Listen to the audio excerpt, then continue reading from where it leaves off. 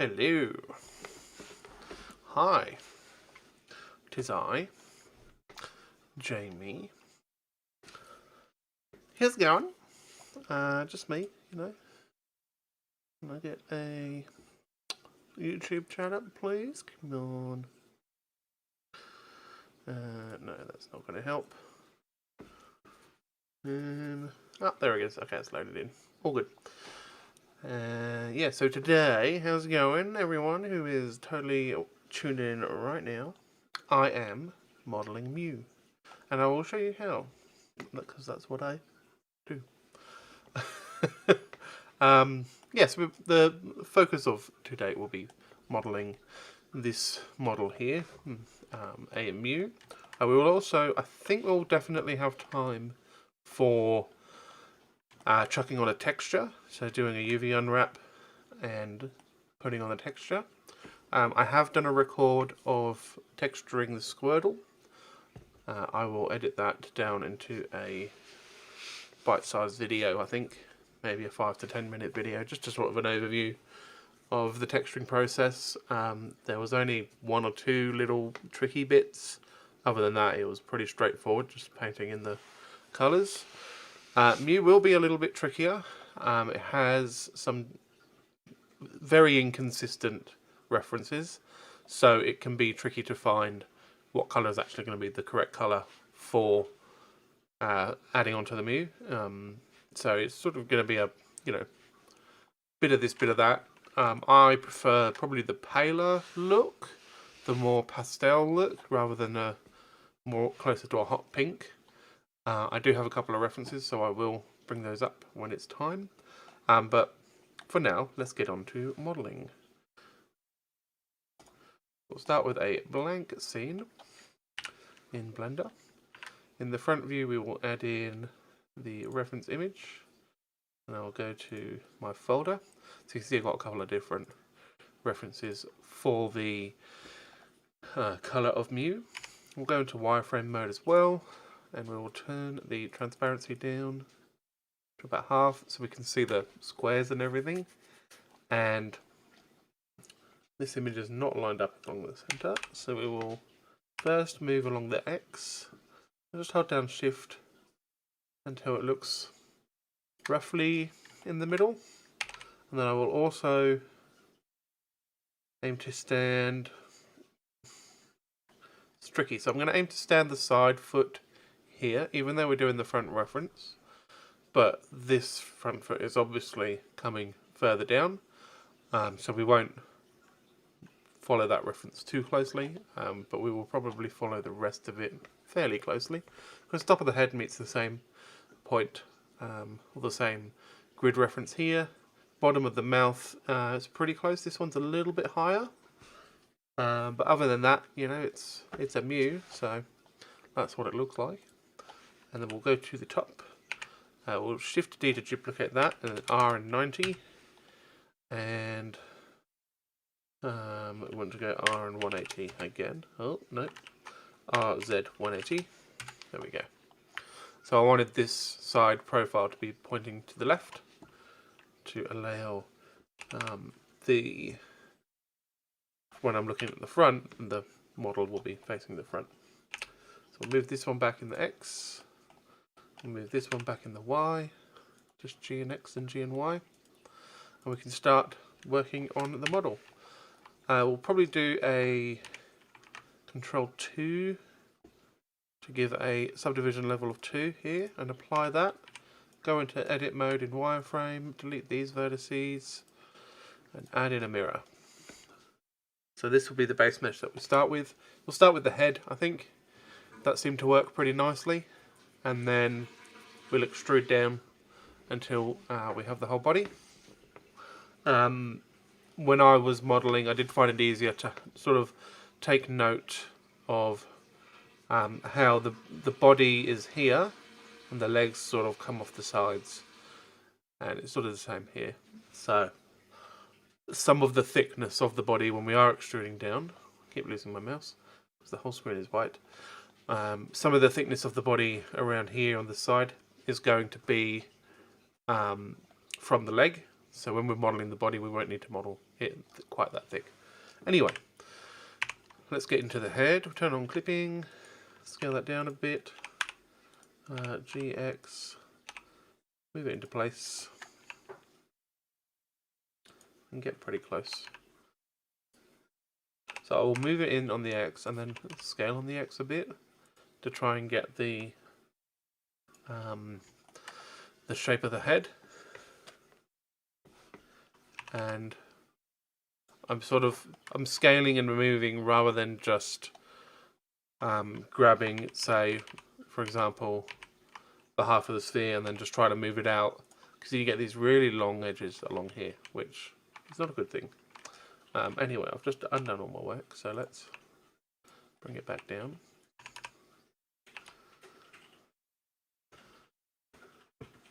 So I'll probably start with the top of the head, have that correct. So have this slope looking good. And then go to the side view. We can press O and then G and Y and just bring that down a bit. And so now we've got a fairly close match to the cranium there. Oh, thanks, Beth. You're welcome. I mean, no, sorry, I'm not you. And just bring these out with the proportional editing. Just bring out the face. Oh, Jesus. Which one of the cats just flew? That was Alfie.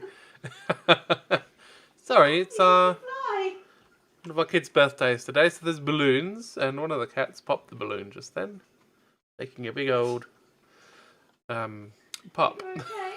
I wasn't expecting that. Did you poop yourself a little bit? Okay, so we'll go G and X with the proportional, and bring this GZ. There we go. G and X again. And I'm sort of imagining the line going behind here, so I'll try and keep that fairly consistent. So this probably should be brought forwards, because that's where I had that. That's affecting probably more than I need. Wonder. It's either too much or too little. So we'll just do what we can and then do the rest sort of by hand in a very one by one sort of fashion, rather than getting a whole group of them to move together. That's fine. Okay. So we've got a fairly lumpy looking thing. Now to me it looks like the muzzle is extruding off at least those three, possibly this one as well. Probably scale that just a tiny bit. Bring that forwards and scale it in.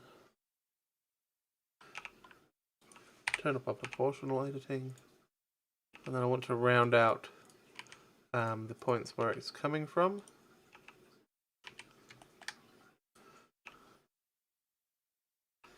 To ensure a nice rounded look.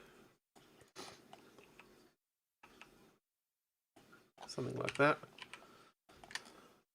And then make sure we're sort of following the reference as much as we can. Now the muzzle can be quite tricky to get right, I've found. Less is definitely more in this case. So if you keep adding edges to try and make it look good, you're probably going to have a bit of a struggle time. So just keep that in mind. With the edge loops on this, it's going to be tricky to define too much. I think we'll have a sort of this loop here for the muzzle. So we can show like that. And then probably have a loop coming across the front as well. And then a loop around the eyes.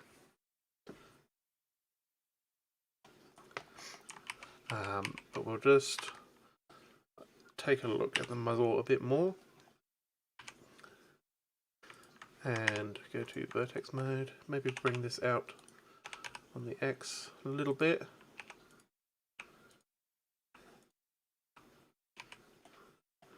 And trying to create a nice rounded shape that conforms to the reference. So up here it's clearly not matching, so we'll bring this down a bit, bring this down.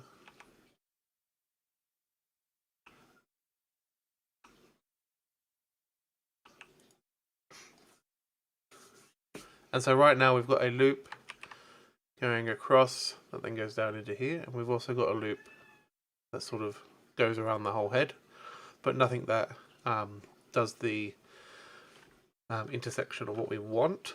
Oh wait, it's not what I want. If we delete this vertice for where the eye socket will be, we can then add in an edge here and add in that vertice, and that starts to bring in that edge loop that we're looking for. I'm not convinced that that's the right everything for it, but if we do something like this, the right position I think is for the loop. And then we've got a loop going across between the muzzle and the eye and all the way across the back of the head. That's what we want. We can probably merge. If we change this to vertex, and then just snap that there and just see how it looks. It's looking very empty here, so I will undo that and I will fill that gap instead. And that just allows it to be a bit more rounded out. Now obviously we need to define the shape of the eye as well and have that space be there for the eye to come from.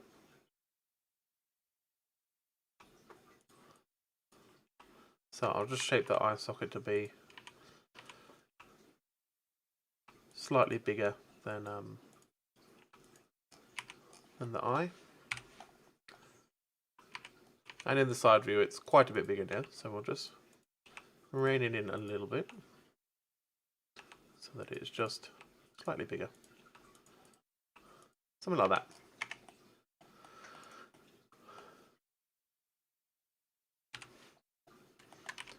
Now, I feel like I want to bring this down, this forward and out.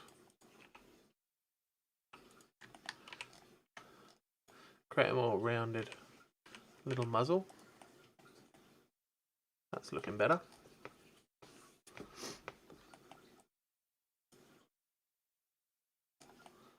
Shade smooth to get an idea of how everything's looking. Looking a bit weird under the eye here, and there is a couple of funny looking polygons. We might bring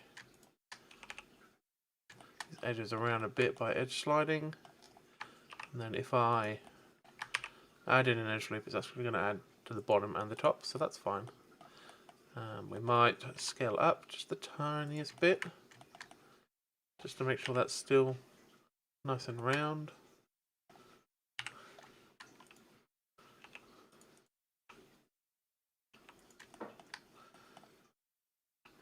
And the Mew eye is quite big, so I'm not too worried about adding too many extra vertices. I'll definitely want one here at least to make this side nice and curved, and one here as well. Make that nice and curved. And then we can start to look at the back of the head and how it's starting to get a bit wonky, so we'll use the smooth command, sort of start fixing that up. That's looking okay. Not in the side view, it's not. We'll bring that back out. Might bring this forward in the Y, just to make sure that this doesn't collapse when we do a subsurf. I think we're about ready to extrude in for the eye.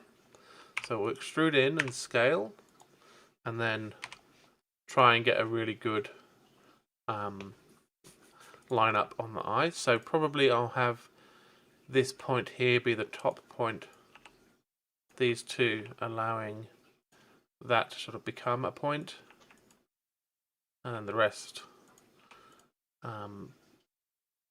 following the contours of the eye. And then we'll have this one be that other corner point. I almost feel like I'd have another vertex in here maybe, but we'll see how we go with it, how it is. Bring some of these in. And go for the front view. We're pretty close because we've already got it fairly aligned anyway. So just bring this in on the X. Maybe bring this out a bit, and then just following the edges around. That's looking okay. Maybe bring that down a little bit. Maybe bring this one up. Something like that. And then just check in 3D, in the perspective.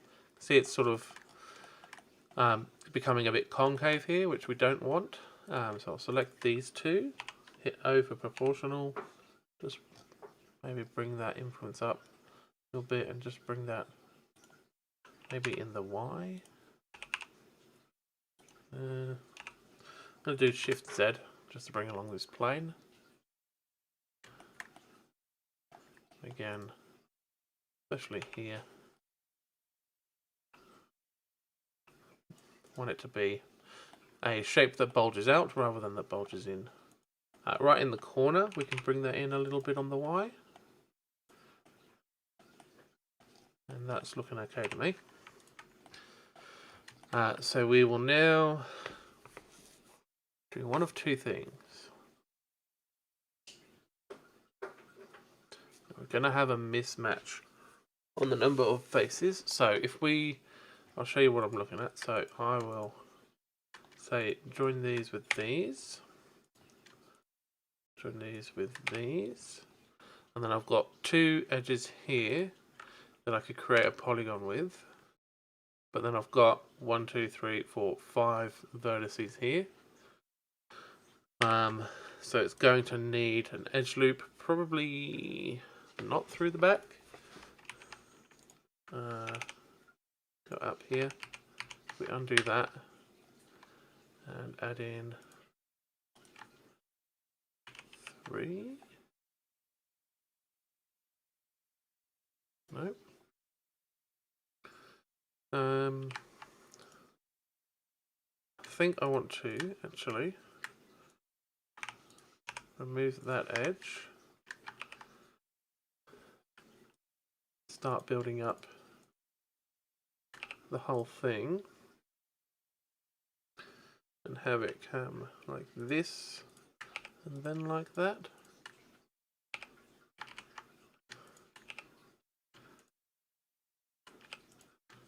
We got a 4 there, and then we got the 5 here. Okay, so now we can slide these down. Maybe slide these down a bit more. Just doing double tap G for edge slide,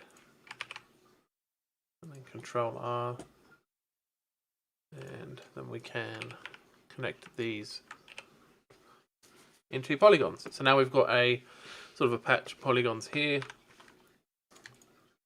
that we can extrude. So we'll extrude them in just a little bit, extrude them out again, maybe come out a bit more. So when you do extrude, it will move along. I believe it's the normal.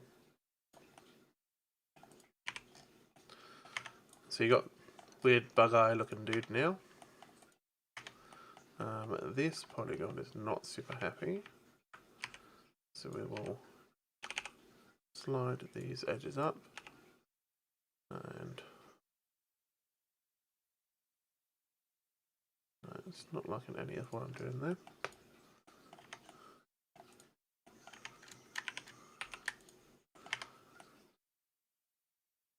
That's okay. So we'll do Control 2 for subdivision, just see how that's looking. It's probably bulging out too much overall. So we can select this.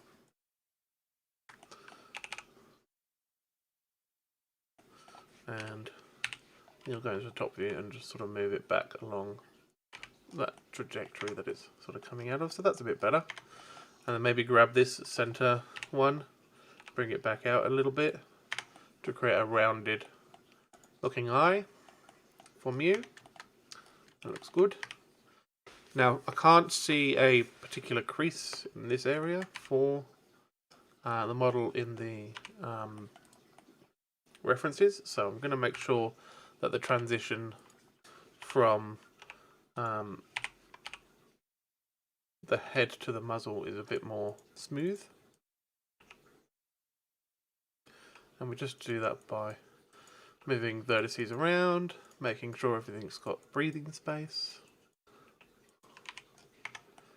That's better. We can still bring this one forward a bit in the Y. That's good. The front of the muzzle has become quite square, so we'll bring this down on the Z just to help round that out. And maybe bring these out a little bit as well.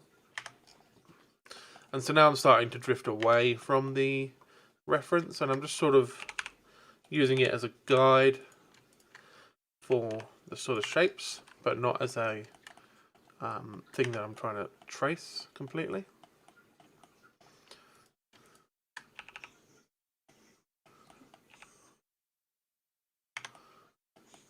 There we go.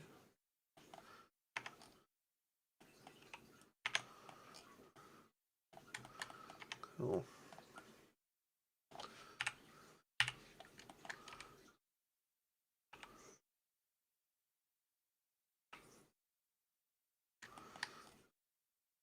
Now we did lose a bit of volume when we did the subdivision, but not too much I don't think.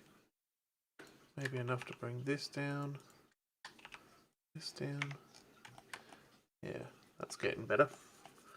I probably want to bring up or bring out the geometry just above the eye a little bit, or even have some. Normally I would create a superhero mask, and I haven't done that. I didn't think I would need it. I still don't think I do. But I think we'll just slide these edges down a bit. Maybe bring them out a bit here. A little bit forwards. Sort of starts to create an eyebrow or like a brow ridge sort of situation, but just the hint of one, not anything too strong, because Mew doesn't have that, but it will allow, if you're animating, a little bit more expression.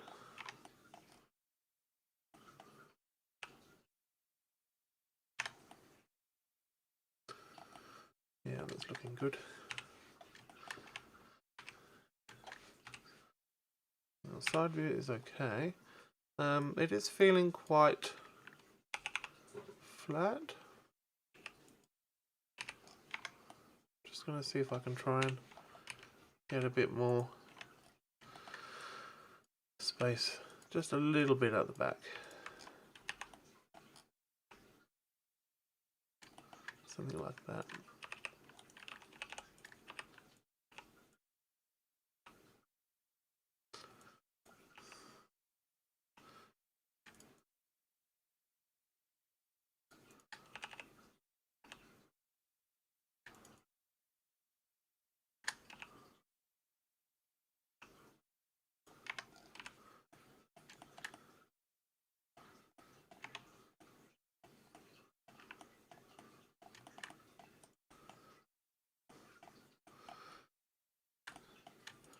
Now bring these edges down a bit because it's looking very uneven.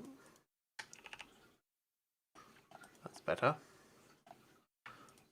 This sort of back bit of this loop is looking uneven. That's better. Okay, so we'll just bring this nose sort of area forwards a little bit, make sure it's nice and rounded. I'm very tempted to put an edge loop in here. I won't for now, and we'll just see how we go. We'll want to add in the ears. Now they're not super consistent in the reference as well.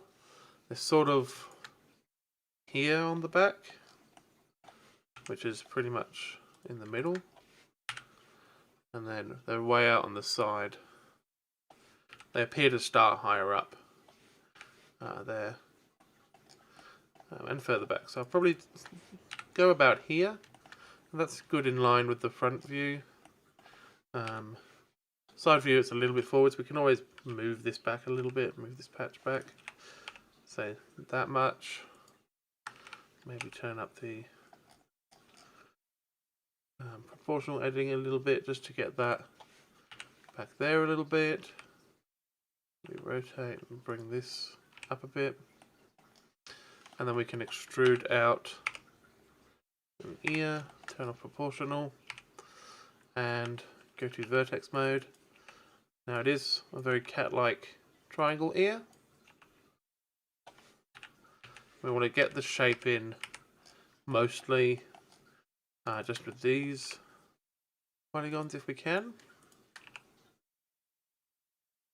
And then we can add a little bit of extra detail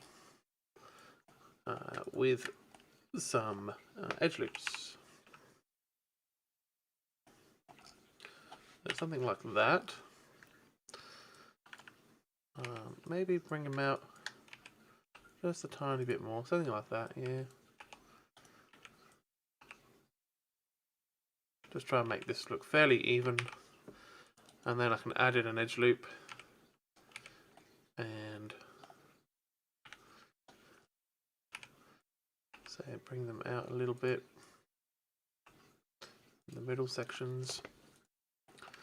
Might scale this in a little bit there, bring that up, scale this in a little bit, let's bring it out a bit. So that's starting to look pretty good. Probably bring these back on the Y to make a sort of a cup, and then bring the back out as well in the Y.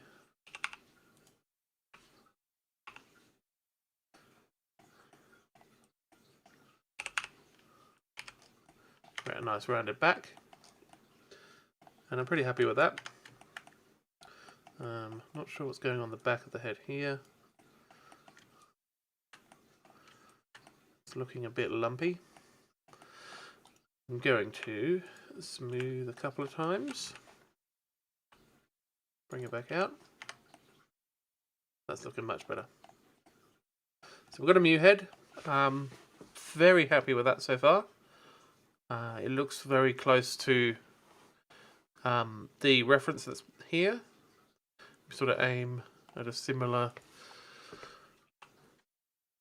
angle as this one. Maybe the muzzle could bulge out a bit more.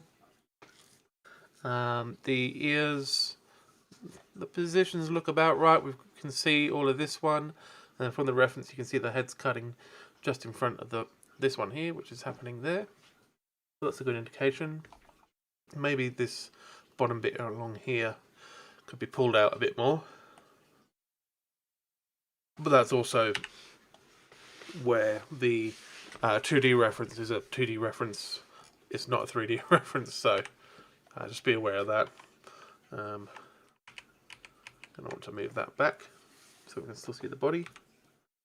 Okay. And yeah, the ear reference on the side view does not match at all, but it still looks good as a model in perspective, so that's what we want. So we'll just sort of try and look at the polygons that we've got that we can potentially turn into the neck. Now I might edge slide these down a bit. Maybe delete this vertice.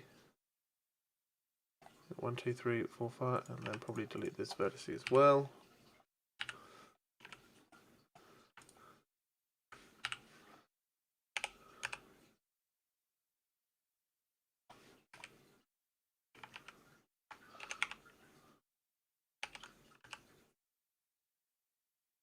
So there is a little bit of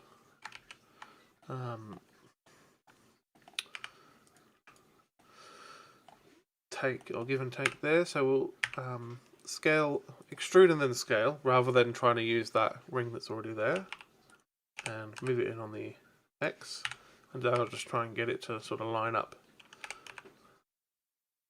with the reference for the neck. I'm going to SZ and then 0 just to flatten that, and S and Y just to bring that out to match the reference. Rotate it back into place. Now Mew's head does appear, like the sort of chin and stuff appear to go around, and then you can see the neck coming out from underneath. So that's something to just bear in mind. So we probably get like these vertices here, bring them down a bit.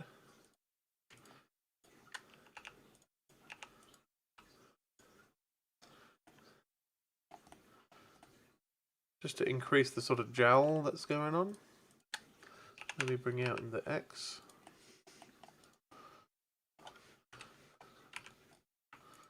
And then we can extrude that neck down.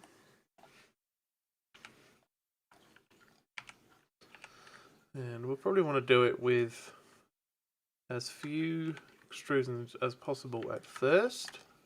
So we've got that first one in, and I mean, we could even scale that in the Y a little bit. We'll extrude to sort of here.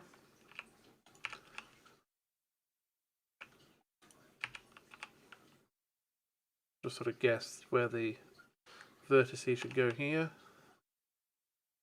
Doesn't have to be perfect. And then bring things out on the X as well. Maybe bring them out a little bit less, and then move, just so that this middle portion is affected correctly based on the mirror and the clipping. And then the leg sort of seems to start about here, where it comes out of. So we'll extrude down to there. Scaling the Y quite a lot. Try and place it between the two marks on the reference, or the two lines on the reference. And then we do that. And then sort of imagining a line that comes around to like here. We'll do one. Why don't we do one where it sort of starts to connect again here?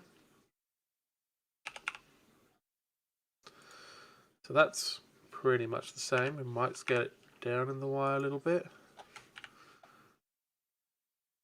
And bring it in on the X just a little bit.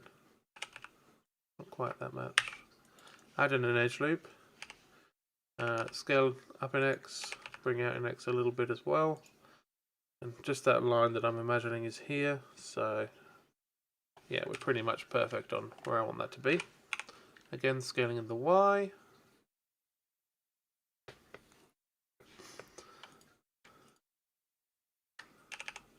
I'm going to edge slide these vertices back, I think. Maybe not.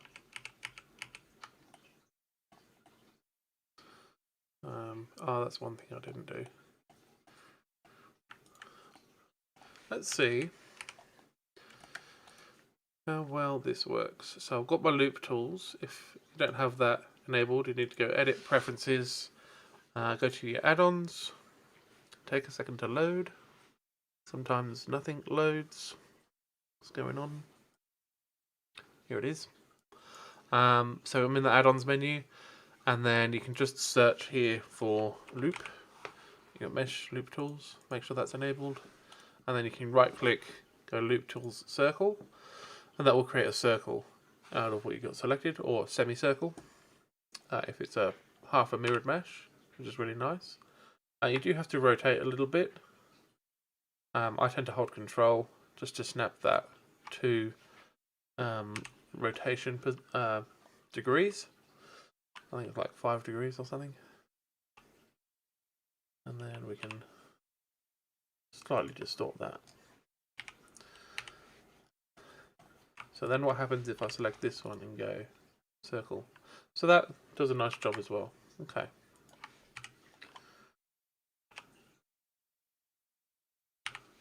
I had intended to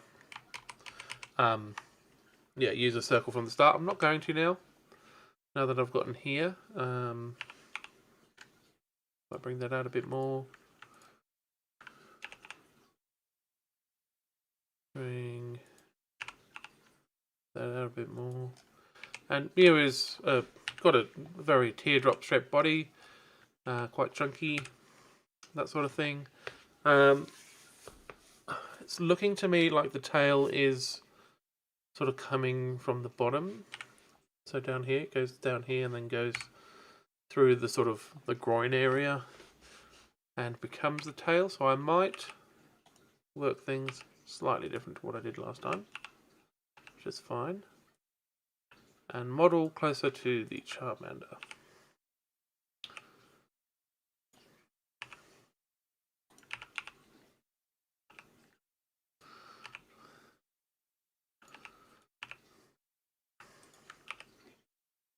And have the tail come off the end of this basically. So extrude this down, scale it down, and then the tail's coming off roughly here. And so the rest we can just then start to put into the correct orientation and location and stuff. So from the front it's not actually changed too much.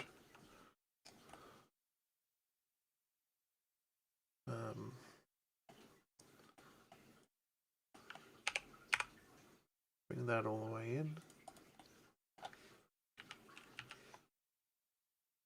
And then, yeah, we do have like the subdivision message not coming out quite as far as I want it to. So I'm just going to encourage it a little bit extra than I normally would.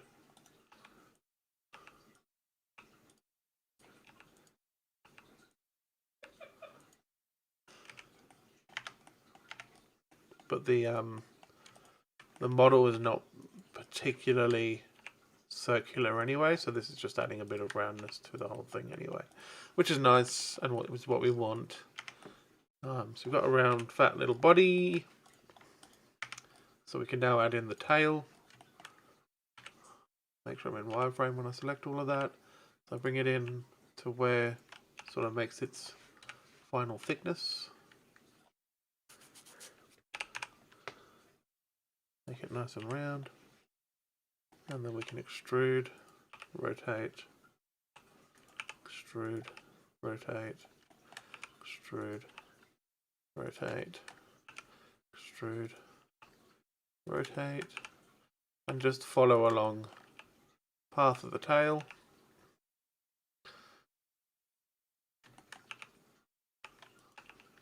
Till we get to the end. It starts to become this more bulbous shape. So we'll scale that up. I'm not sure there's a particularly good reference for the front, but it does look to get quite a bit wider, so we can move it out in the X, sort of like this, scale in the X a bit as well, and then move a bit more.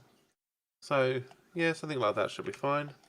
A little bit smaller maybe, a little bit bigger, probably not.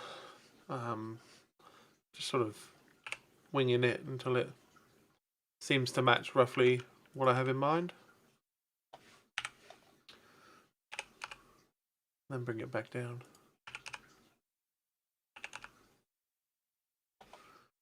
And then we will want to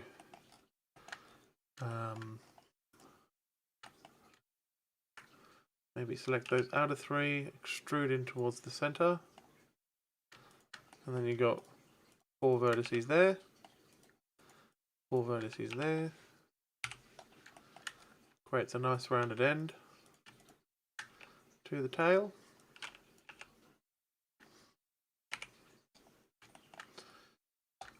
Maybe add in an edge loop here and there to get that size looking nice and funky.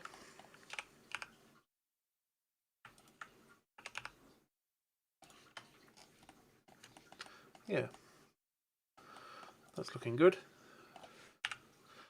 So next up will be the legs. So like I stated at the start, of the modelling session. When we were modelling the body, we were sort of imagining the body coming in here so the legs can come off the sides, and it makes a much nicer looking model. The tail is not matching the reference perfectly. It would be closer if we added in more and more sections like this. It also makes it harder then to rig. So if you're going to be rigging, probably start with as few. Hello there, Huzifa Imran. How you going? We're just working on Mew. Not been many chatters this evening, but that's fine.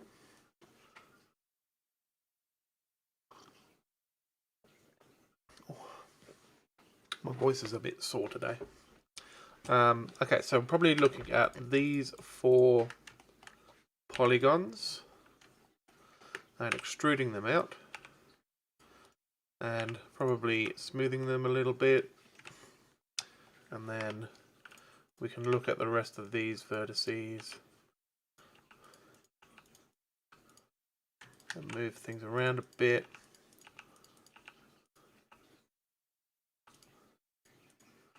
Allowing for the leg to be extruded out, and just select these and bring them out on the X, maybe down a bit as well.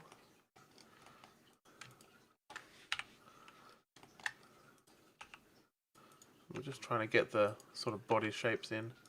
Now that's looking like we've come down too far. So we'll come down just a little bit. Oh, maybe a little bit more. Something like that. We can bring this forwards. And I think I want to use these 4 or these 2 polygons to make the rest of the leg come forth. I'll try and do a loop tool circle, and that's actually worked quite nicely. So scale that in, and I'm going to keep scaling until it comes out the other way. So I think that has, not sure actually, something wonky is happening. It might be a rotation issue.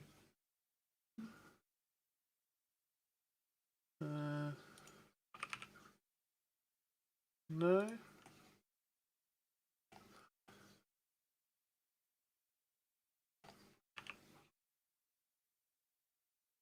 It does look like a scaling thing. Maybe it's a scale X thing. Okay. So scale X -1, and that has fixed that. So the loop tools just made it sort of go a bit funny. That's all good. So the leg's coming quite a bit. So we can now bring this in here. It's probably better to edge slide some of these to get a bit more control.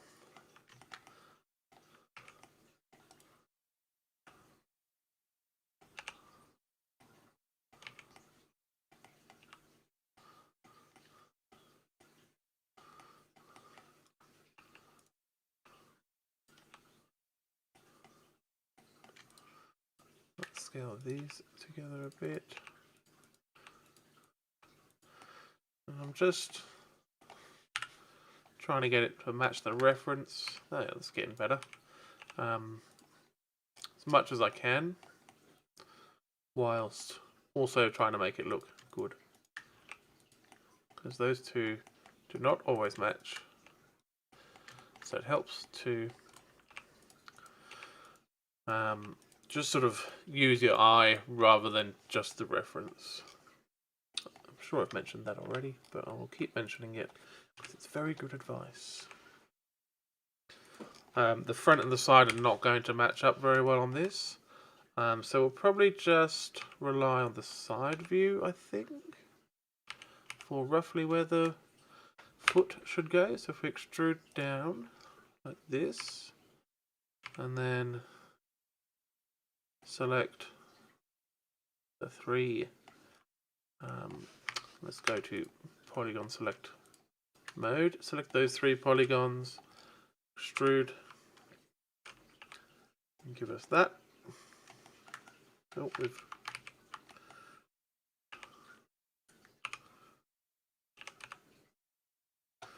okay, beautiful. So that's roughly in place. And did that not extrude? No, it didn't. Okay.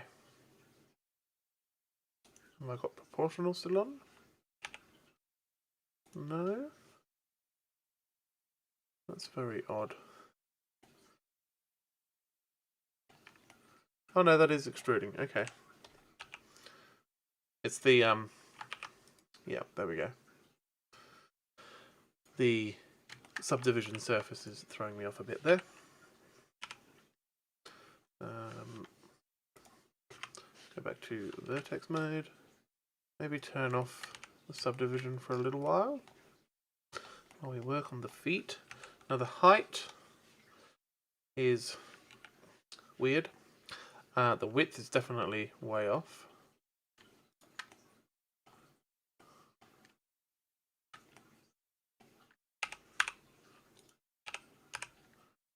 So we'll bring that. And we'll bring that as well. Start to get the right sort of shape.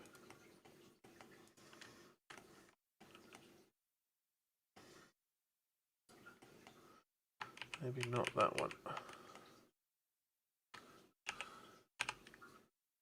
Something like that. Okay. Take a look in perspective. I think I want them to be pointing sort of that way anyway. So rotate Z a bit. Edge slide a bit. Okay, that's starting to get to the right sort of size. Now let's get the right sort of shape. Obviously we want the outside vertices to be down a bit. So we'll do that. And then bring this whole bit up a bit. Probably bring this whole bit down a bit.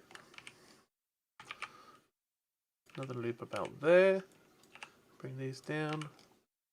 Now I do want the bottom to be flat, which the reference is obviously not giving us. But I will just do an SZ0 on the bottom. And then maybe bring up like this bit here. Just a little bit. Maybe even the outside bits. Thank you. We're just getting into the nitty-gritty of the foot. It's gone a bit weird at the back there, but that's fine. Bring it out in the Y.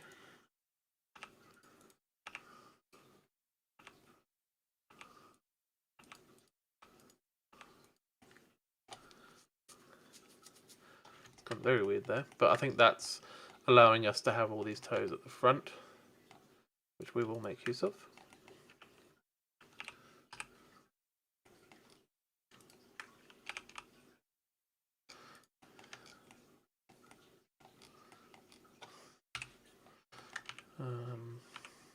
Oh, we've gotten very out of shape here.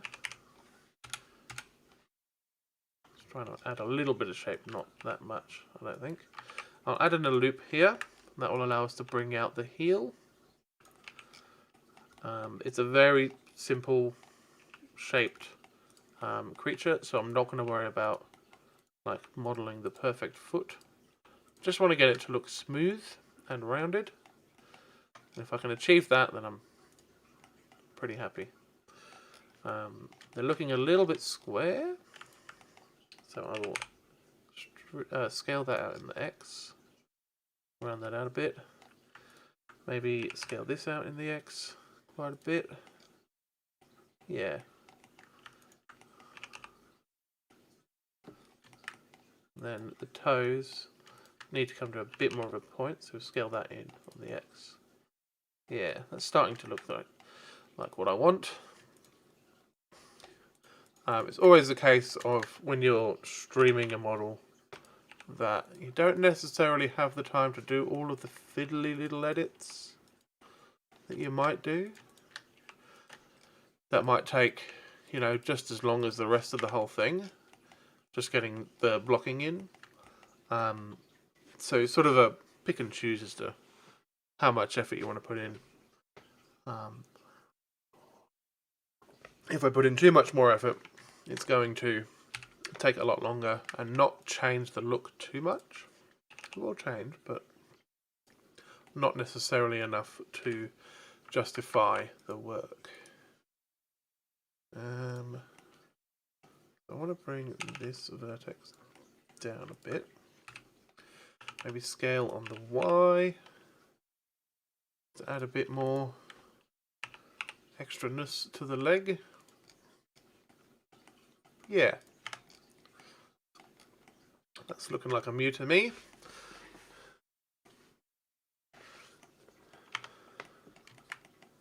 Now this neck appears to be going a little bit weird, so I'm just going to bring these two vertices back a little bit. Make sure central vertices are protruding a little bit. That's better. I want to bring this in a bit. Just make it nice and rounded. A couple of highlights here. So I just want to see what's going on there.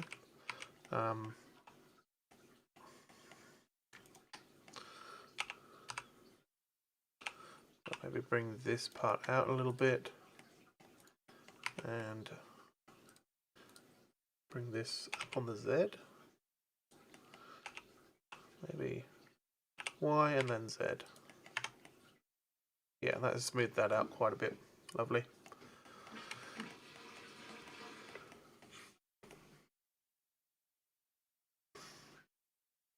Yeah, that's looking good to me.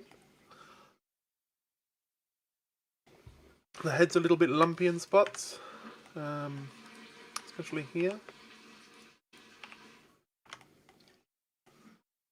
That's a bit better. I think it's just a lack of geometry at this point. I don't want to add too much more for the scope of this video or stream.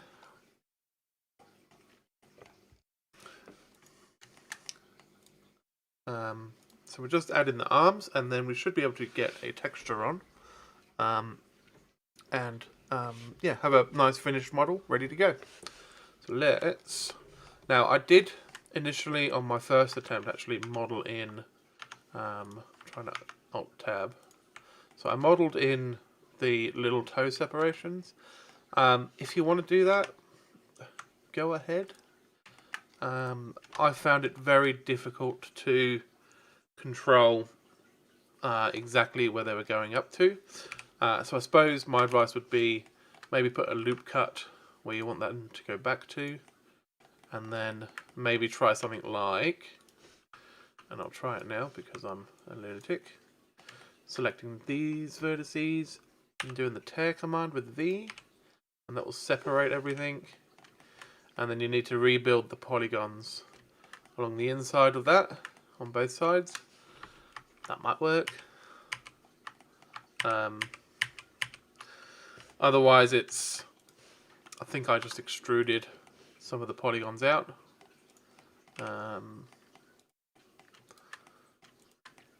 Probably if you select these, extrude, and then if you select these and then extrude, then you've got a sort of three-toe thing going on, and you can obviously move polygons around. I'm just going to paint those toe situations on for this, because I think that will work better. And also save lots of time. So that's where I'm at. I need to make sure I can keep this under the sort of time limit I have imposed on myself. Now the arms, there's not really much reference on the front. I'll just hide that. There is an indication as to where the arms sort of connect, and then you've got the little stubby arm profile there. what we can do is we'll prepare a section for the arm to join, which might be here. I'll select that vertice, so that's a little bit higher than it's suggesting. If I actually put a edge loop here, will be perfectly in line with where that is. So I might do that and scale that in a little bit. And then look here, select this vertex. That looks good to me. We'll probably end up actually, now these little arms, they're kind of just sticking out. They don't look like they have much of a shoulder or need for a shoulder joint, so I'm not going to model that. You're welcome to if you want to, but I don't think, even if it's animated and stuff, I don't think it necessarily needs the shoulder joint in order to have it looking good. It just needs the right topology. Now I might just smooth, one smooth command will be plenty.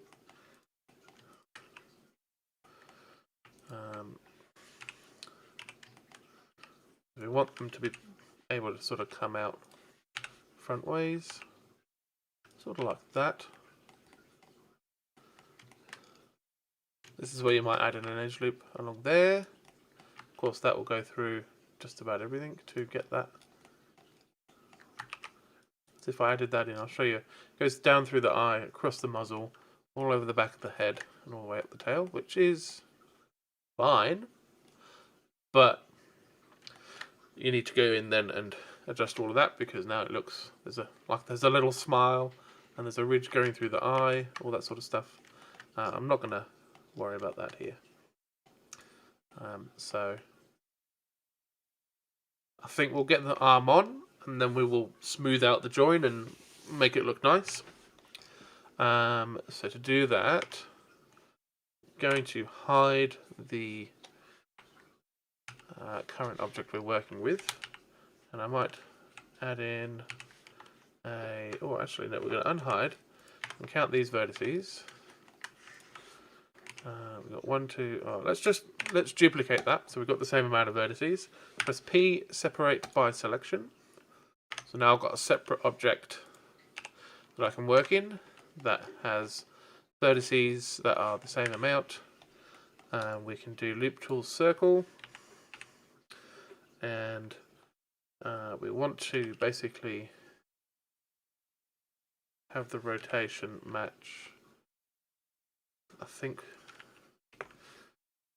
let's rotate it so that it's flat on, roughly. And then, to me, it looks like the arm is just basically coming down like that. Maybe coming out a little bit. We achieve that by doing like that. Something like that. Scale it down, or scale it up. Okay, so extrude down. It tapers pretty much consistently. I don't want to do that. But there is sort of a slight bulge, I've noticed. And that seems to work pretty well.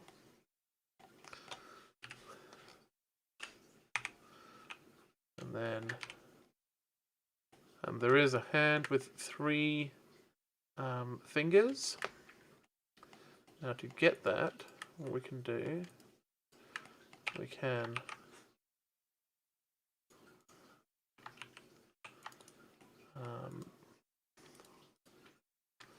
nope.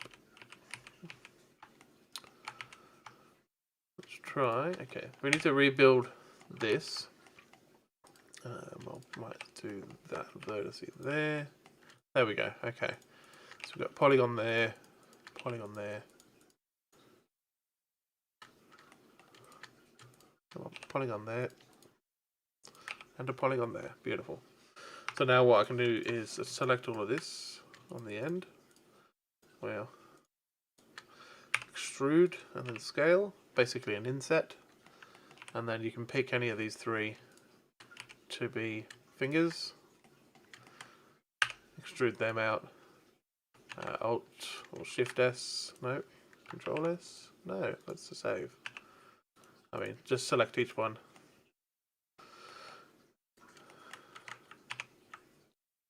And scale.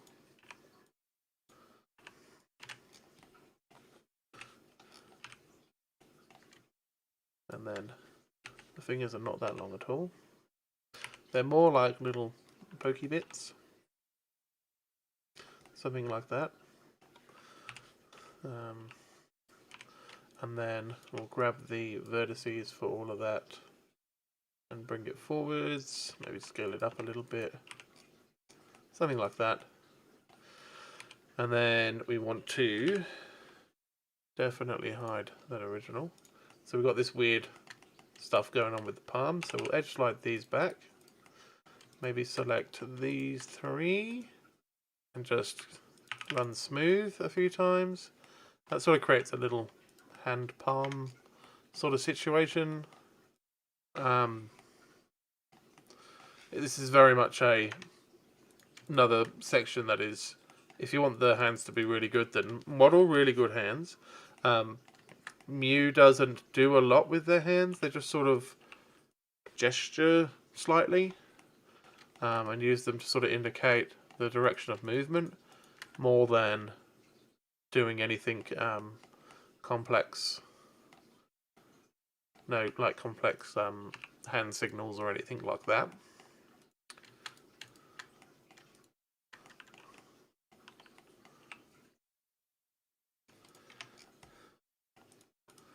And shed smooth on those. Now, even though they match the reference in size, they still look chunky to me. Alt H. I'll select everything and go Alt S, or just S, maybe just select these, scale them down a bit, and then scale down the rest. Because I don't want the fingers to get too much skinnier.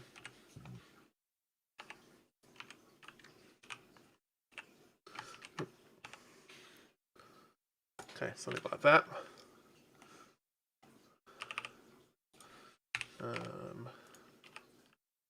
Make them stick out a bit more. And then, yeah, for now I will Control J to join everything. I'll tab into edit mode, press A to select everything, Shift N to recalculate normals, just to make sure that's not going to be an issue. This top loop I will now start rotating to be in a similar position to the other one, and then this loop I'll start rotating towards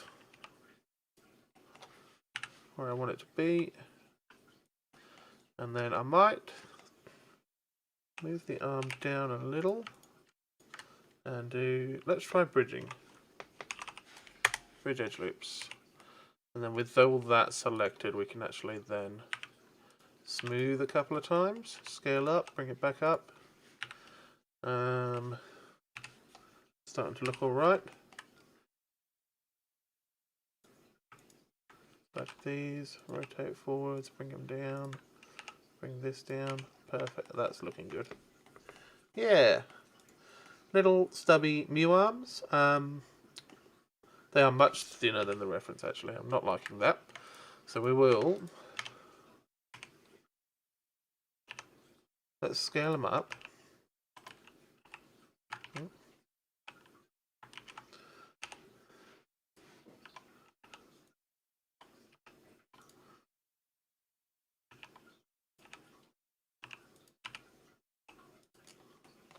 And then in the front, we might scale along the X a bit, just to make them conform.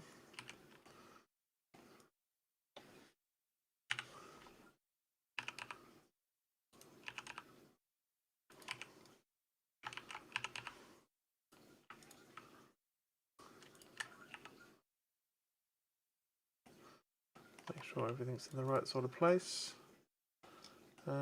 That's looking better. Not 100% sure on the positioning of these fingers. They could probably be closer together.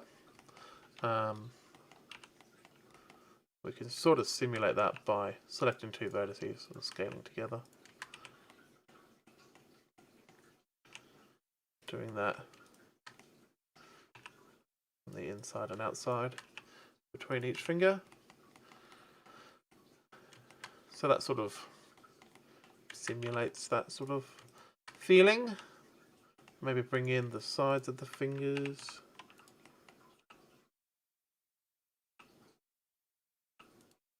Make them taper less on the inside.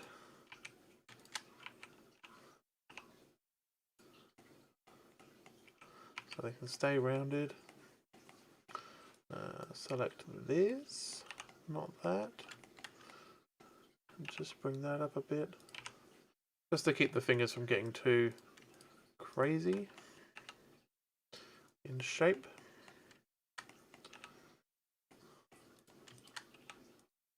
Okay. Yeah, that's a bit better. It's not perfect. It's the sort of thing where you'd want to spend time just building the perfect hand, and then you'd be good. But for now, those are all the components of Mew. Let's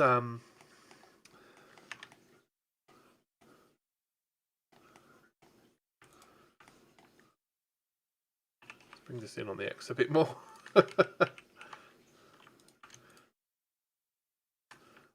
Like those. There we go. Yeah, something like that.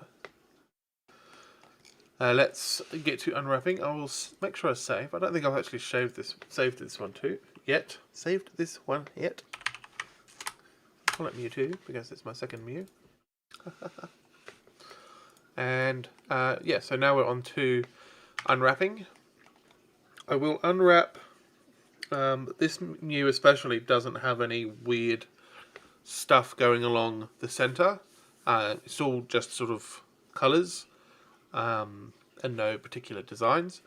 I was having issues with the center lines on Squirtle's shell, so I spent a bit of time getting that right. It was quite tricky, but with Mew we don't need to worry about that, so unwrapping in mirrored is fine. I'm not going to want the center line. So we will do Control E and then mark seam. We want it to be red. We will probably want the whole body split in half, but not the whole head. So we will just deselect the whole head and then worry about the head next. Happy for the tail to be split in half as well. Mark that seam. Go to the base of the tail. Mark a seam there, so there will be a separate tail thing. We'll do the arms. Probably just select that loop there, mark the seam. Select here. Sometimes I will do the hands all separately. Going to try maybe just doing that and marking that seam. That should be okay. The legs obviously need to be separated. So mark that there. Mark, don't extrude. We'll select these two as well. Mark there. So now the foot's going to be separate, so I'll select that center line. Mark that, so we'll have a bit with a hole in it and then just a big flat bit as well. I'm tempted to sort of section the tail off. So we've got the tip that's there. Mark that. And maybe just sort of about halfway through the rest of it, we'll mark that as well. Because otherwise we're going to have one big long thing, which won't give us lots of ability to add nice detail to the tail. Not that we need a particularly large amount of detail for the tail, but having the ability to just add a bit more than just flat colours will be nice. So a seam around the inside of the eye, just where it comes extruded in, and then we'll go to this edge here, I think along the forehead, and then come all the way around the back of the cranium. Mark that as a seam. That should be everything that we need for Mew. You could potentially do the muzzle separately. You could potentially do the hands separately. You could potentially do the tail in one piece. But I think that should be fine. So we'll do an unwrap. And then we will add in a vertical split there. Go to the UV editor and just have a look. That looks fine to me. There's only a few simple pieces, and it's all because we've only got half of the Mew. We're using the texture space a bit better, or a bit more. What's the word? We're making the best use of the texture space that we've got. The arm is looking weird, so we might separate that hand off actually. See if we can find a good spot to do that. I'm not sure that we do have one. We'll go solid. Go to edges. So I sort of want to. Oh, not that one. It's really hard to see, especially when you've got this open as well. So there. Jesus. Let's turn off the subdivision. I think we want there. Or do we? I mean, I want to select the whole hand. That's what I'm aiming for. So I might just go like this.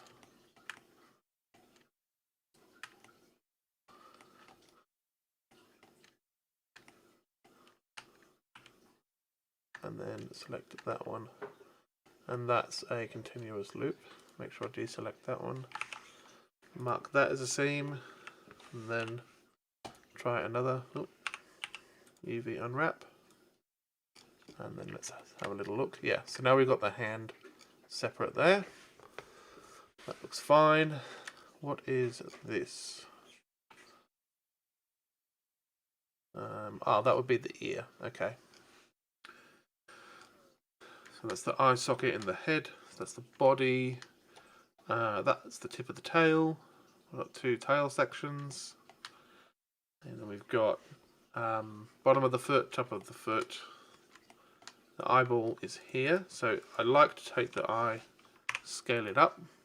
There's usually a bit of extra space. If not, you can move things around. Scale other things down. You're not necessarily too worried about the texture space for, because your requirements that you might have for how you use the texture space might be different to what the computer thinks your requirements should be, or what the computer is programmed to think your requirements should be. So we can then make a bit more space, just even by moving things around a bit, like that. And I like to make the eye nice and big, not huge, but a decent size, because that's on these textures. Thank you, Beth. The eye tends to be the most detailed part, so that's why I'll give it the most UV space. We can go to image editor and go to material. Turn on subdivision again. Create a new, and we'll create a UV grid. And just use that to test the unwrap here. So you can look at the model and see if there's any spots where it's really distorted. The subdivision surface is actually masking some things, so it can be helpful to have a look. So for example, this is mostly due to the lack of polygons, and by adding more you will have more control over the shape of the object, but it will take longer, so that's why I haven't added more. But we can see where, you can almost see where the polygons are, They're sort of coming through here, and then coming to there. And that's just, that's where that distortion is showing up from. But nothing is looking too wacky. Bottom of the feet look good, nice and square. Again, just slight distortion that I'm not too worried about. Check the eyes. Eyes are looking really good. A little bit distorted in here, but that's okay. A little bit of distortion around the forehead. And the ears are quite distorted as well. The ears are quite big. There is techniques to do that, to sort of fix that ear situation, or make it better. Not necessarily completely fix, but definitely make it better, which involves going to the UV editor, selecting things. Maybe I can't turn off that, can we? And then go where the ear is, or select. So you get this, and then you start doing pins, and then you can do, assuming these functions are still in here. Yeah, we've got live unwrap. So then you can move a pin, and it adjusts the scale of everything that's around it. So if you've got those 2 pins, but if I got a 3rd pin, so those other two pins stay in place. That allows us to move around the rest of the head. So then if you pin enough stuff, you can then work on encouraging the UV unwrap to give the ear more texture space. You can also just select this here, scale up, and it gives it more texture space. That's an option. Whilst within the same island, it reduces the accuracy of the unwrap, but it increases the amount of pixels that you got to paint there with. I'm not going to be doing any of that, so I will unpin everything there. But that's a technique you can look into if you need to. So let's save, and then add in a, we'll go to the image editor.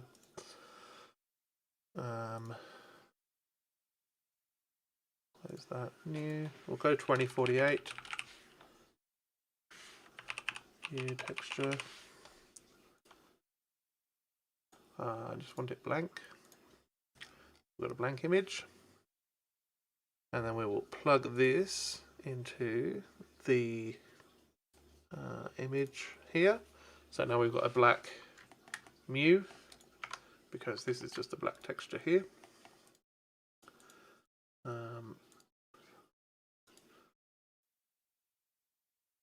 Now the material preview, I'm noticing, has tended to be lighter than what rendered is, so I might play with the different HDRIs that are here.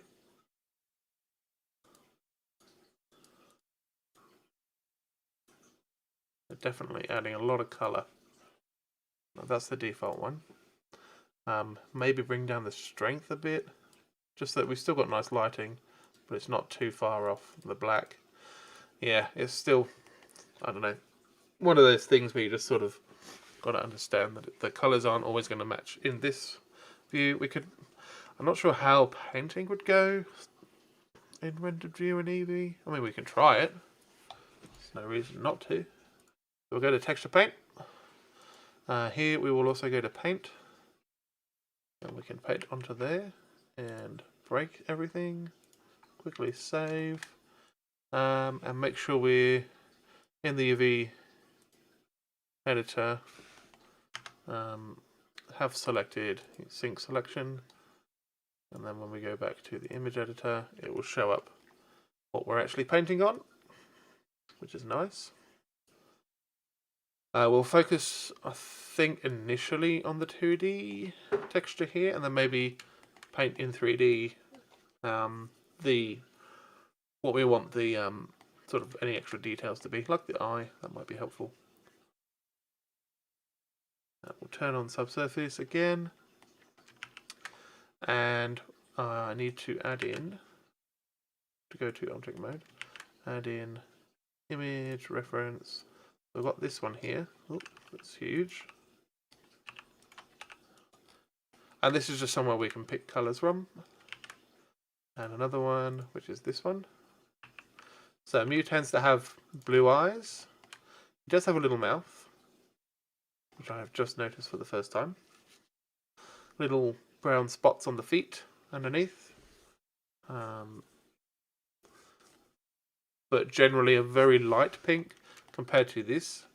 I think this is more canon though, this sort of colouring. So it's almost white with pink undertones,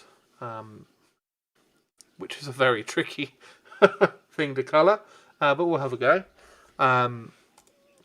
Like it's always pink in the shadow, so we'll maybe give it a very, very light pink colour, and then see how that looks.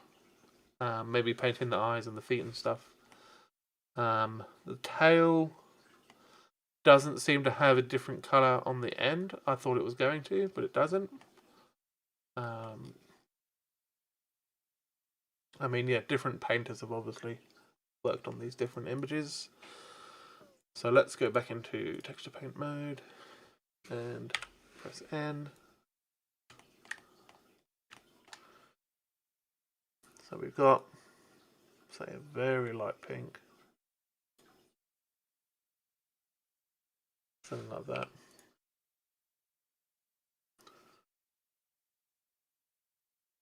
Now I do notice Blender tends to chug when you're using a bigger size brush. Doesn't matter the model that you're working on or the size of the texture, just a bigger brush. It's not a 2D painting engine, so that's why it does seem to struggle a bit. So just keep that in mind. We'll just paint everything pink, I think. I think.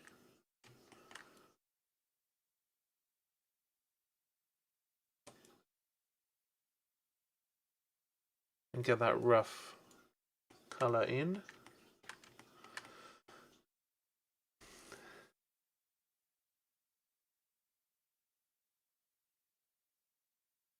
I think this Pokemon would benefit more from a shader, which I haven't had the time to prepare. But a cell shading shader, I think that would be a huge benefit if you're trying to get this look, because that looks like cell shading to me, and that looks like it suits the Mew fairly well. It can be worth also looking at like official models, which I don't tend to do. Not that one. That was from a Minecraft stream. Over here. Okay. If I do a quick Google on Mew. So there are some official 3D models. And the Mew Pop vinyl figure, which is this one. So you can see it's just pink all over, with blue eyes and little pads on the feet. That's literally what I'm doing right now. So that's about as detailed as that gets. Trying to look for an official, more official 3D model.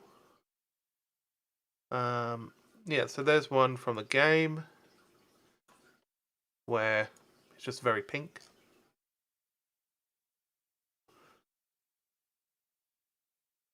But then there's one from another one of the games where he's still quite pink, but not as pink. There's definitely a different pink. My understanding was that Mewtwo and Mew have very similar colours. Maybe Mew is more pink. And then Mewtwo is the white and the purple.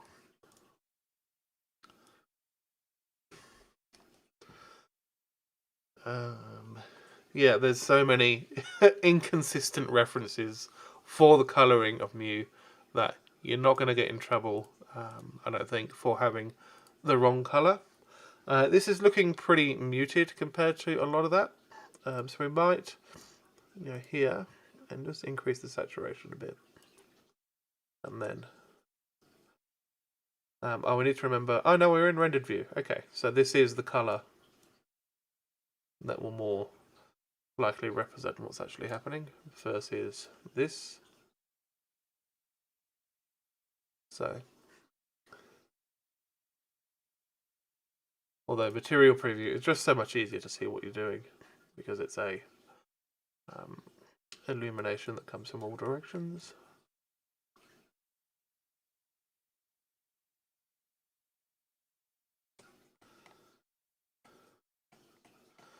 Now, I suppose it's a personal preference thing. That's still a little, for me, that's a little too pink for Mew, especially once I get to rendered. So I might come a little bit lower on that saturation and just chuck down that layer again. I think this is the pink I'm going to go with. Again, this is entirely personal preference. I'm just making sure I'm painting over everything lots.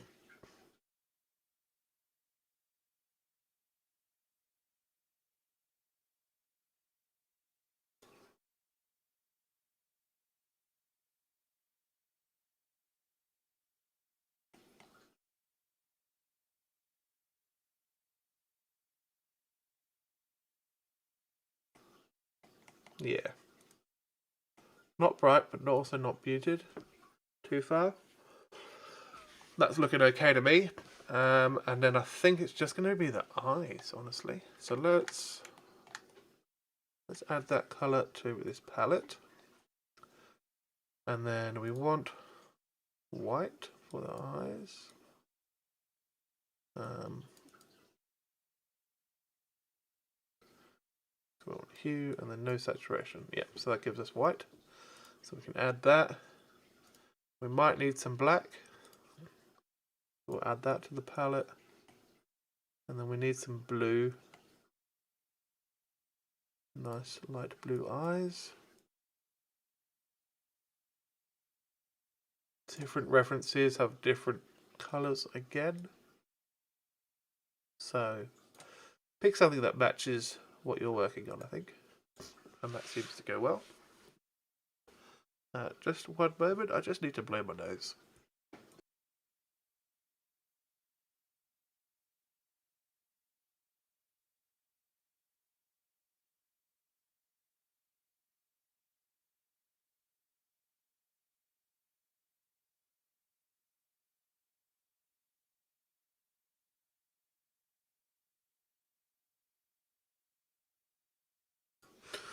Okay. So, first of all, we need to determine the orientation of Mew. So we'll paint in, we'll grab a small airbrush, and I'm actually just going to paint in an arrow that's pointing up. So we can see here that it's pointing sideways. So, what's the trick? The trick is, now we can paint in the whole thing.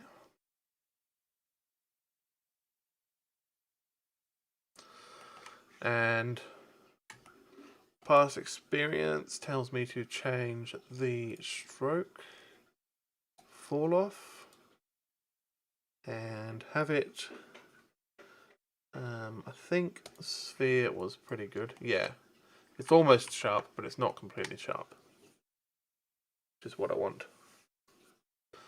Now, when we're referencing, he sort of has, maybe we'll aim for this eye. So in the center, we've got a blue area, a little white shine, and then obviously some black around the outside. So we'll try and get that. Where am I painting this blue? I think we painted an up arrow. It pointed over here, so I think, yeah, about there. Sweet, cross-eyed Mew.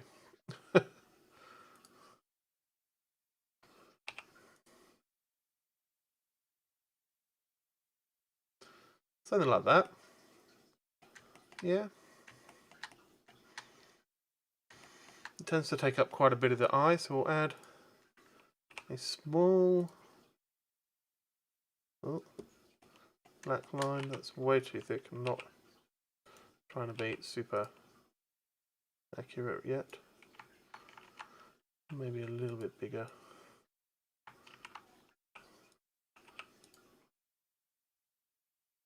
Yeah, about that thickness. I might do stabilize stroke and just drag this along like that. And that's, you know, close enough that it doesn't bother me.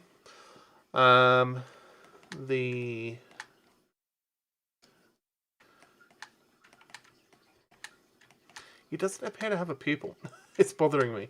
Just sort of got darker eyes and stuff. So let's just do that shine at the top. Oh.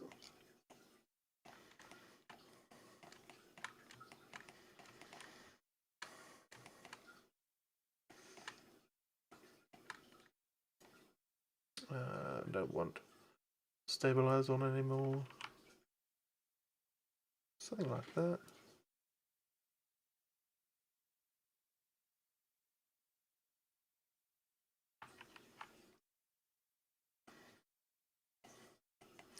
Oh, it tends to be smaller, the shine. A bit more like this.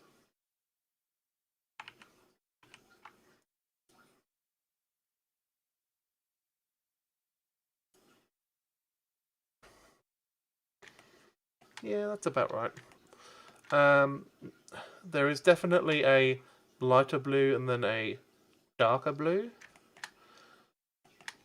We can aim for that and see what happens. So I think this is the darker blue that we've already got. So why don't we bring this around to be a lighter blue. Like that.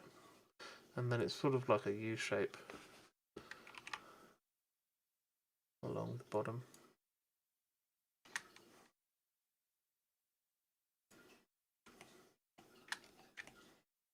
Yeah.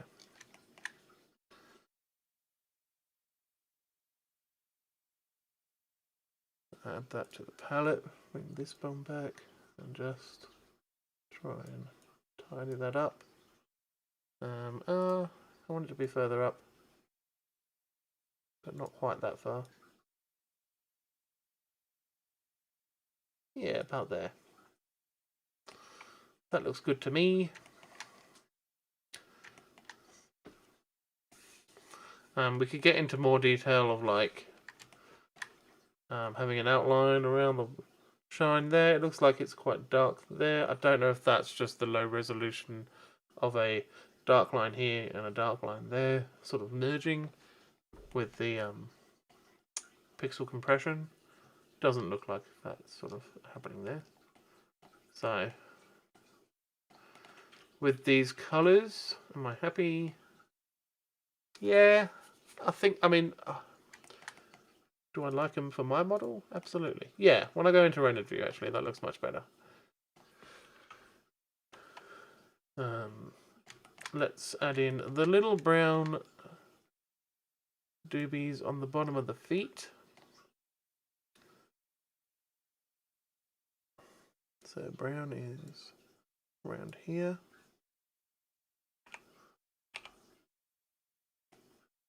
And they're not that big, they're about that big.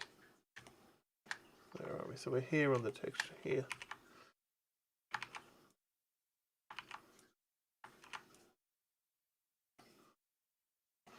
They're more rounded, I think.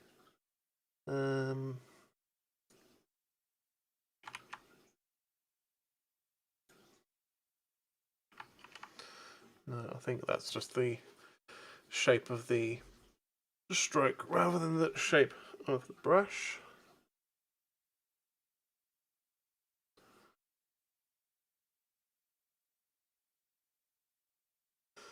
Which I can't really affect, that's fine. So we'll just use a slightly smaller brush and do a drawing of what we want. This might be an opportunity for me to bring out my tablet. Yeah.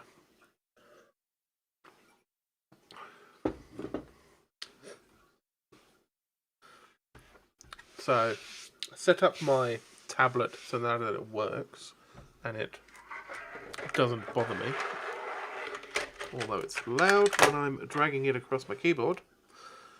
But I've got it mirroring the screen.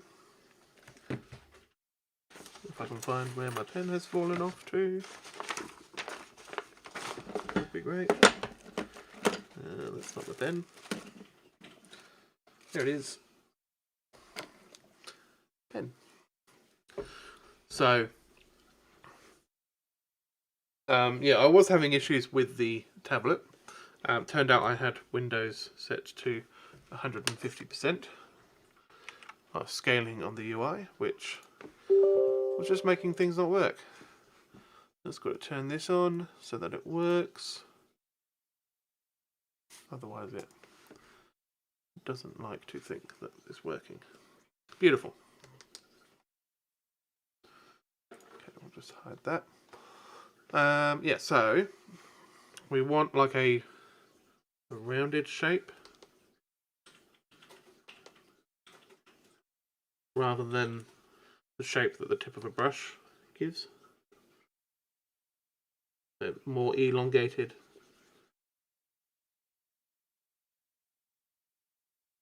But not too much.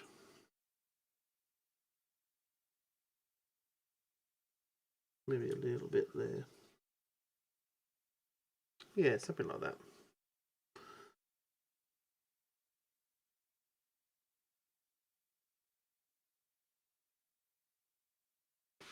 Yeah. I'm not gonna worry about too much more detail than that. Like I might want to lighten that colour a bit. Do I have, if I press T, there is a paint bucket. Wow, that's wrong. Undo that.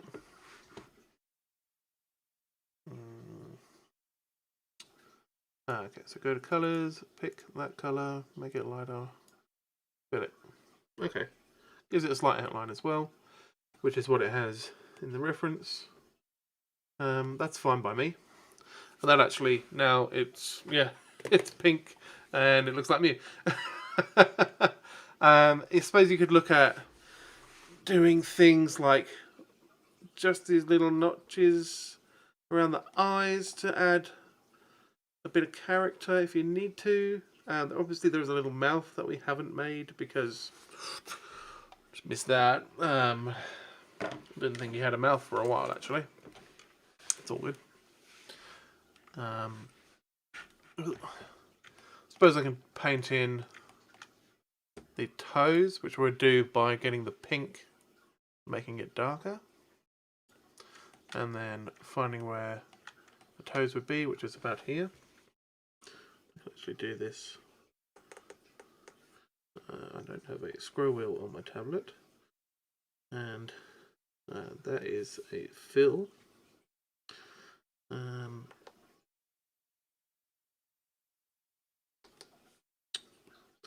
Pink, darker. So something like that, and that's a bit more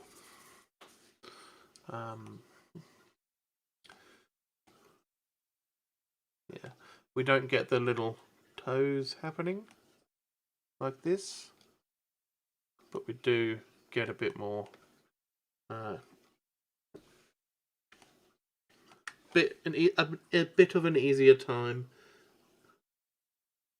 rather than trying to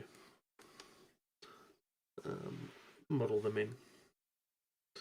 We can do that like this, and you can then even add a like a normal map or a bump map and make those toes bump, and that will cause the this bit to bump in a little bit, and that will add a little bit of extra detail. But for now, I mean, that's looking fine to me. Let's make this. Oh, that flipped the area. I'll swap areas. I've never done that before. There you go. First time for everything. Let's go to object mode. Hide all of these. Beautiful. So we've got a nice looking Mew. Hide that one as well. And for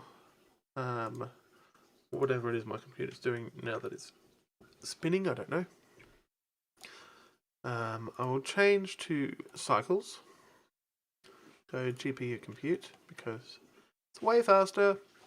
We want to go to world, go color, environment texture, open one, and I have one in not this folder, not this folder. A nice outdoor image. Boom. You can see the samples just fly up really quickly. So this is only at 32.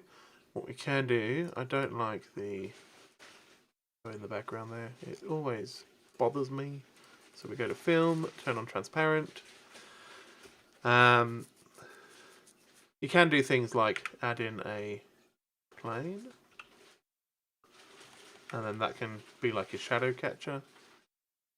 I think there's actually an option for that in visibility. Make it a shadow catcher. Yeah, and then if you unselect it, then you've got shadows basically in the viewport. If we make it bigger, it'll cast shadows everywhere, which is cool. And then if you turn off things like the grid floor and the grid axes, maybe even hide 3D cursor, and we'll select, say, the light, and then deselect. Yeah, it looks like you've got shadows directly in the viewport, which is, you know, fun to do.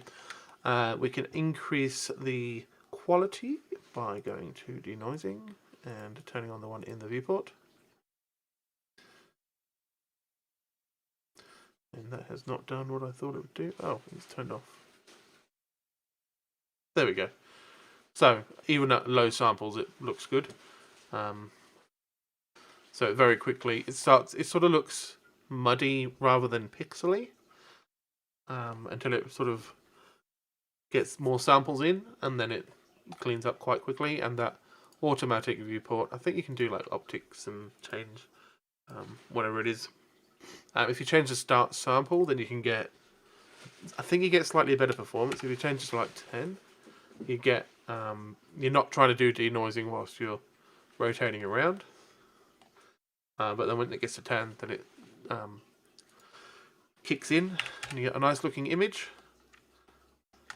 But I'm happy with my Mew. Yeah, if you've watched this tutorial all the way through, please show me your results. I have actually, in secret and not told a single person, that I started a Discord.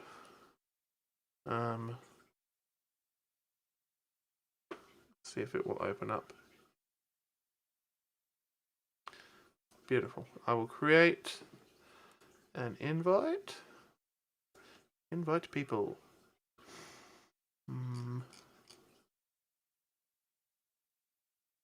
Or send a server invite link to a friend. Edit invite link. Expire after never. No limit on the users. Generate new link. Copy. Beautiful. So I can now paste that into chat, which I need to sign into. No.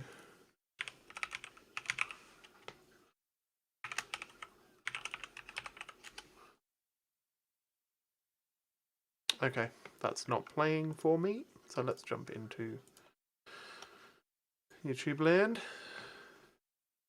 And I shall mute this tab before I go to myself. Oh look, I'm live currently. What a surprise. I am so very surprised. Okay, now as me, I can put in a Discord link.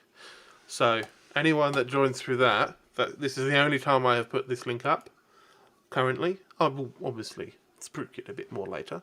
But for now, that's all I'm going to do. So that will tell me how many people have actually come through that link, which is going to be a fun experiment. See if anybody actually has gotten this far and stuck around and listened to me ramble on about how to model a Mew and how to make it look good and colour it in and all of that junk that is involved. That is not what I want.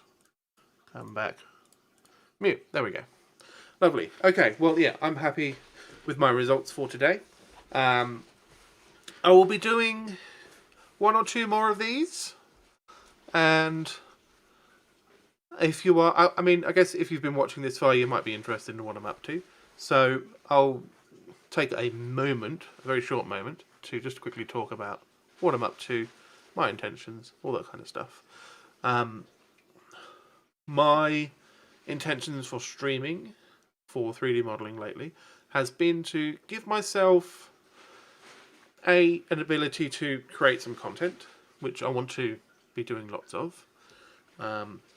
B, give me a subject to work on and model every week, and get my get the creative juices flowing again, because I hadn't done much in a while, and I just sit there wanting to do more. So by having a regularly scheduled stream where I have to do some modeling, that has got me, it's got the juices flowing.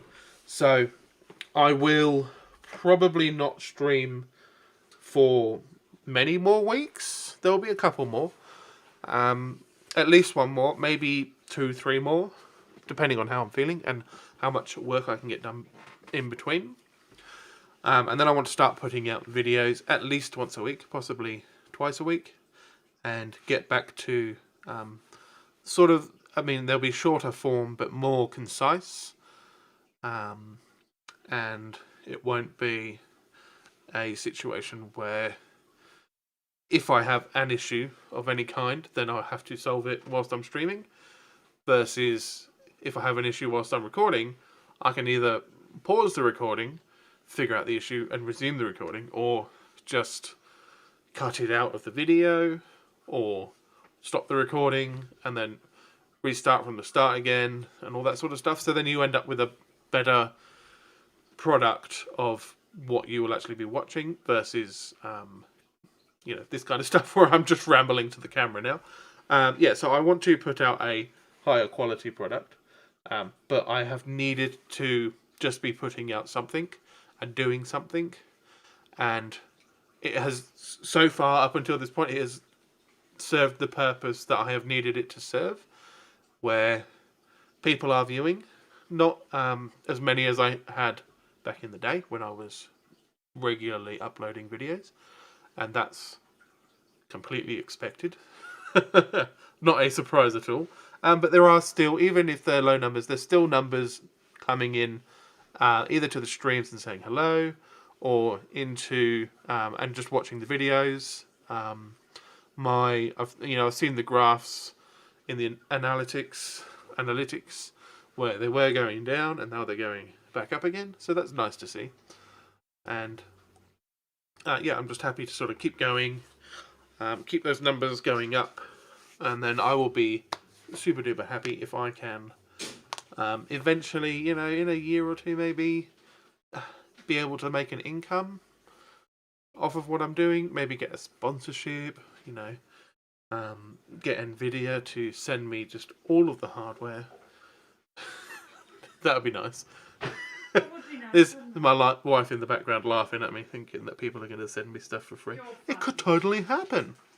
I'd be happy to sort of branch out and not just do modeling tutorials, but do stuff related to the 3D space. And that will probably be how I'm able to get more than 1 video out a week. I could probably do a Pokemon modeling video every single day, but I think I would go nuts. So I'm not going to do that. That's still almost 3 years of daily uploads. It would still be several years worth of daily uploads doing that, and I just don't think people would stick around for that. Also, you'd get bored. Yeah, I would get very bored and I would start to go a bit crazy, which we don't want. So I'm keen to be producing more content. I just need to, I think over the next week or two, I will start putting videos together and then try and have a bit of a backlog to have a bit of a buffer in case, anything happens that I'm unable to work on for a couple of days, and then it doesn't affect my ability to upload. Yeah, that's where I am right now. So, thanks for tuning in. If you have been watching, I love you very much. And until next time, I will reopen my streaming software so I can stop the stream. And I will see you later. See you next time. Be good to yourselves and one another. Wash your hands. Use sanitizer. Stay away from stupid people. Yeah, and stay away from people that are being all silly about